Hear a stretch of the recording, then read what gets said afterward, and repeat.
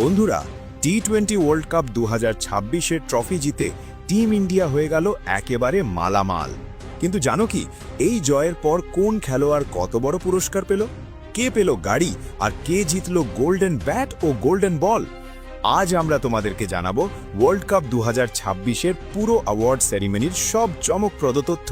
তাই ভিডিওটি একদম শেষ পর্যন্ত দেখবে, কারণ শেষে আছে সবচেয়ে বড় সারপ্রাইজ।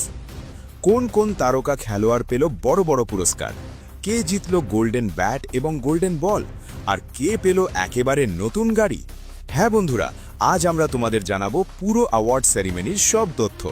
ফাইনাল জেতা দল কত কোটি টাকা পেল, রানার্স আপ দল কত টাকা পেল, আর কে হলো প্লেয়ার অফ দ্য টুর্নামেন্ট, সব কিছুই জানাবো এই ভিডিওতে।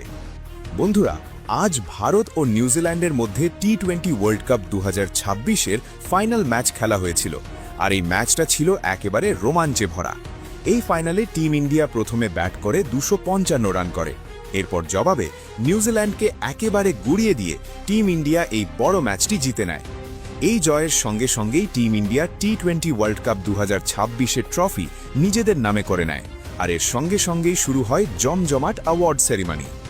এবার যদি অ্যাওয়ার্ড সেরিমনির কথা বলা হয়, তাহলে গোল্ডেন ব্যাট অর্থাৎ এই টুর্নামেন্টে সবচেয়ে বেশি রান করেছেন পাকিস্তানের শাহেদজাদা ফারহান। তিনি পুরো টুর্নামেন্টে 383 রান করেছেন। এই দুর্দান্ত পারফরমেন্সের জন্য তাকে 1 লক্ষ টাকা পুরস্কার সহ গোল্ডেন ব্যাট অ্যাওয়ার্ড দেওয়া হয়েছে। এরপর আসে গোল্ডেন বল অ্যাওয়ার্ড। ভারতের বরুণ চক্রবর্তী এই পুরো বিশ্বকাপে সবচেয়ে বেশি উইকেট নিয়েছেন। তার অসাধারণ বোলিংয়ের জন্য তাকে গোল্ডেন বল অ্যাওয়ার্ড দেওয়া হয়েছে এবং সঙ্গে 1 লক্ষ টাকা পুরস্কারও দেওয়া হয়েছে। এছাড়াও টি-20 ওয়ার্ল্ড কাপ 2026-এ সবচেয়ে দ্রুত স্ট্রাইক রেটে রান করার জন্য নিউজিল্যান্ডের ফিন অ্যালেনকে একটি সুপার স্ট্রাইকার কার্ড দেওয়া হয়েছে।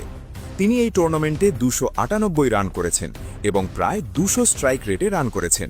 এই দুর্দান্ত স্ট্রাইক রেটের জন্যই তাকে এই বিশেষ পুরস্কার দেওয়া হয়েছে। অন্যদিকে ফাইনাল ম্যাচ জেতার জন্য টিম ইন্ডিয়া পেয়েছে 27.5 কোটি টাকা পুরস্কার।